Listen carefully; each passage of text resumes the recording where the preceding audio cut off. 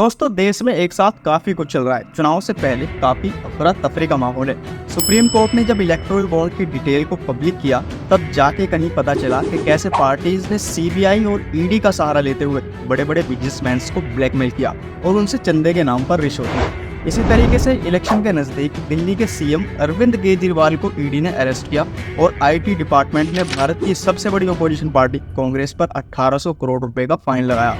जैसे ही किसी opposition party के कैंडिडेट का नाम कंफर्म हो जाता है, वैसे ही उसे इनकम टैक्स डिपार्टमेंट या सीबीआई का नोटिस आ जाता है। अब इन सारे सिनेरियो में एक बात कॉमन है और वो है सीबीआई या फिर ईडी की दखलंदाजी। अब दोस्तों, सवाल ये उठता है कि क्या कोई पार्टी सीबीआई या ईडी जैसे इन्वेस्टिगेशन डिपार्टमेंट्स को कंट्रोल कर सकती है?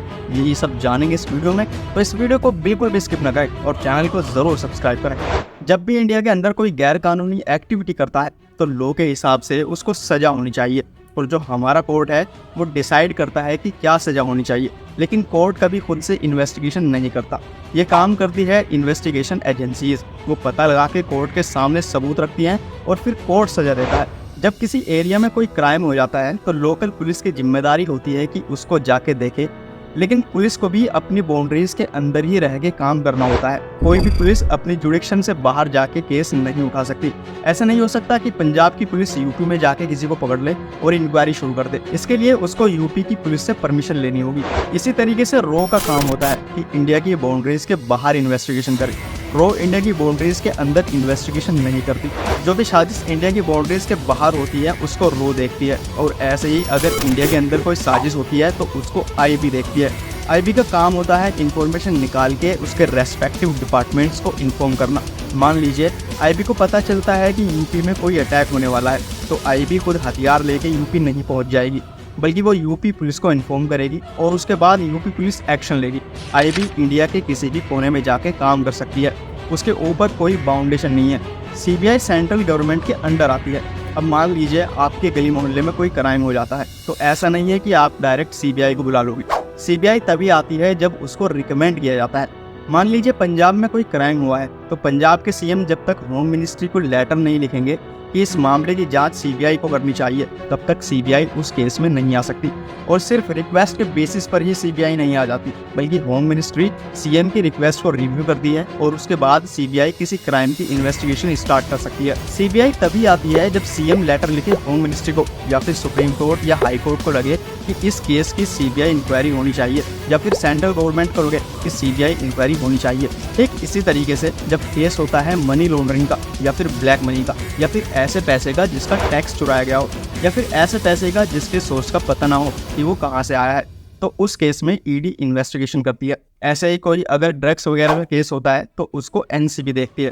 आपने देखा होगा कि जब सुशांत सिंह राजपूत का केस हुआ था तो उसमें सबसे पहले मुंबई पुलिस ने इन्वेस्टिगेशन की थी और बिहार की पुलिस चाह के भी मुंबई में इन्वेस्टिगेशन नहीं कर पा रही थी। फिर उसके बाद सीबीआई को बुलाया गया। फिर जब ड्रग्स की बात उछली तो एनसीबी आई। फिर जब पैसे की बात उछली तो ईडी आई। तो इसी तरीके से हर एक एजेंसी अपना काम करती है। और ये जितने भी एजेंसीज हैं, चाहे वो सीबीआई हो, एनसीबी हो या ईडी हो या फिर पुलिस ही क्यों ना हो, इनके ऑफिसर्स को घपला न कर दे और पूरी ईमानदारी के साथ काम करते रहें। इन सारी चीज़ों को देखती है सीवीसी, सेंट्रल विजिलेंस कमीशन। और यही वजह है कि ये सारे सरकारी एम्प्लॉयज सीवीसी से बहुत डरते हैं। जब सेकेंड वर्ल्ड वॉर हुआ तो वॉर में यूज होने वाले सामान को लेकर भी बहुत ज़्यादा करप्शन होने लगा था। अब पुलिस तो सिर्फ अपने अपने स्टेट के लेवल तक ही इन्वेस्टिगेशन कर सकती है, तो इस करप्शन की इन्वेस्टिगेशन के लिए एक अलग से टीम बनानी पड़ी और जिसका नाम रखा गया स्पेशल पुलिस एस्टेब्लिशमेंट, जिसके परफॉर्मेंस और रिजल्ट इतना पॉजिटिव रहा 1963 में उसको एक लीगल फॉर्मल स्ट्रक्चर दे दिया गया और इसका नाम एसपीजी से बदलकर रख दिया गया सेंट्रल ब्यूरो इन्वेस्टिगेशन यानी सीबीआई। सीबीआई को एक्ट ऑफ पार्लियामेंट से नहीं बनाया गया, मतलब कि इसके लिए पार्लियामेंट में कोई बिल पास नहीं हुआ, बस गवर्नमेंट ने एक नोटिफिकेशन के तहत इसकी टीम को सेटअप कर दिया था। इसीलिए इतना इम्पोर्टेंट डिपार्टमेंट होने के बावजूद भी सीबीआई के खुद के कोई रूल्स नहीं है, बल्कि 1963 के बाद से सरकारों ने इसे वीक किया ताकि इसको अपने अपने हिसाब से चलाया जा सके। सीबीआई को आरटीआई से भी बाहर रखा गया ताकि आम जनता को पता ही न चले कि ऊपर क्या खिचड़ी पक रही है। 1963 से सुप्रीम कोर्ट भी यही कह रहा है कि सीबीआई को एक लीगल और स्ट्रॉन्ग स्ट्रक्चर दे दिया जाए, लेकिन इसके बाद भी कुछ नहीं होता। 2013 में जब पानी सर से ऊपर चला गया तो गुवाहाटी हाई कोर्ट ने इस पर एक्शन लेने की कोशिश की और उसने कहा कि जो सीबीआई आप अपने हिसाब से चला रहे हो, ये सेंट्रल गवर्नमेंट ने एक प्रस्ताव के तहत बना दी थी और इसके जो भी रूल है वो प्रस्ताव के तहत ही सेट कर दिए गए थे।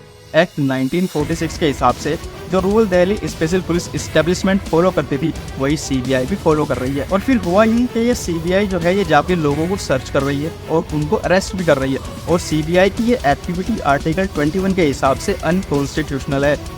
सुप्रीम कोर्ट और हाई कोर्ट की बात मानने के बजाय सेंट्रल गवर्नमेंट करती ये है कि इस पूरे फैसले पर स्टे लगा देती है।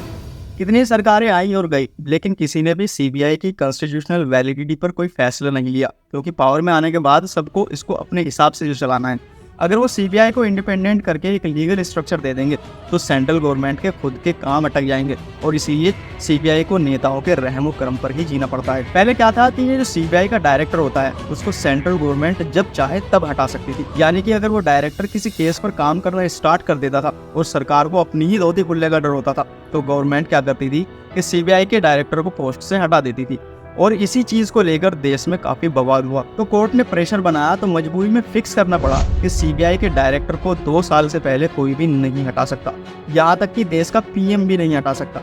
और फिर आगे चलकर एक रूल और लाया गया जिसमें ड्यूरेशन को बढ़ाकर 5 साल तक कर दिया गया, लेकिन इसमें एक कंडीशन लगा दी गई कि सीबीआई के डायरेक्टर को पहले 2 साल पूरे करने होंगे, उसके बाद 1-1 साल करके उसका टेन्योर बढ़ाया जाएगा। अब ट्विस्ट ये है कि 1 साल और बढ़ाना चाहिए या नहीं बढ़ाना चाहिए इसको डिसाइड करेगी सेंट्रल गवर्नमेंट। यानी कि अगर 2 सालों तक डायरेक्टर ने केंद्र सरकार के हिसाब से काम किया तो ठीक है, नहीं तो वो किसी नए डायरेक्टर को अपॉइंट कर लेंगे। और यही रीजन है कि सीबीआई के लिए सरकार का तोता और सरकार का दामाद जैसे वर्ड मीडिया में आने लगे हैं। रणजीत सिन्हा जो कि सीबीआई के डायरेक्टर रह चुके हैं, उन्होंने ये कहा था कि जब भी वो किसी सोशल प्रोग्राम में जाते हैं तो लोग वहाँ पर वोटिंग करते हैं और कहते हैं कि तोता आ गया है। Speaking in the master's voice, do you accept this, sir? Whatever Supreme Court says is correct. अब देखिए एक मजेदार बात, कहने को तो सीबीआई के डायरेक्टर को 3 लोग मिलकर चुनते हैं, जिसमें से एक है हमारे देश के पीएम, दूसरे हैं अपोजिशन पार्टी के लीडर्स और तीसरे हैं सुप्रीम कोर्ट के जज।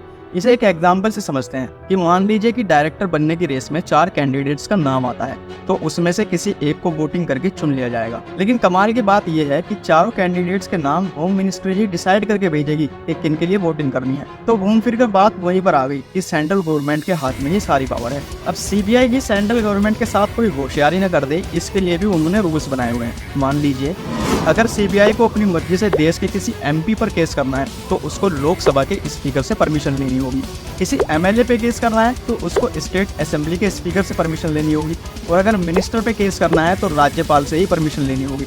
अब इसमें सबसे बड़ी दिक्कत वाली बात यह है कि सारी परमिशन देने वाले लोग पावर में होते हैं, तो अपने मिनिस्टर के खिलाफ ये लोग कभी भी परमिशन नहीं देंगे।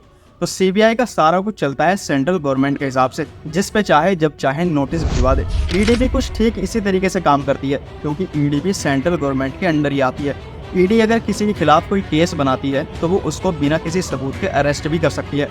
और पीएमएलए 2018 यानी prevention of money laundering act, जिसमें मोदी गवर्नमेंट ने अमेंडमेंट करके बेल मिलने को और भी ज्यादा मुश्किल बना दिया है। ईडी के केसेस में जमानत क्यों नहीं मिल रही लोगों को? अब ये पूरा कानून इन्होंने ईडी में पलट दिया। अब इसमें हो गया you are guilty till proved innocent. इस कानून में इन्होंने ये लिखा है कि आपके ऊपर आरोप लगेगा, आपके ऊपर एफआईआर होगी, झूठा सच्चा जो मर्जी आरोप लगा दें, आपको गिरफ्तार कर लिया जाएगा और आपको बेल तब तक नहीं मिलेगी जब तक आपका मुकदमा पूरा नहीं हो जाता और आप इनोसेंट प्रूव नहीं हो जाते। जब सुप्रीम कोर्ट ने देखा कि सीबीआई को सेंट्रल गवर्नमेंट अपने हिसाब से चला रही है तो सुप्रीम कोर्ट ने ये परमिशन लेने वाले जो रूल्स हैं इनको हटा दिया था।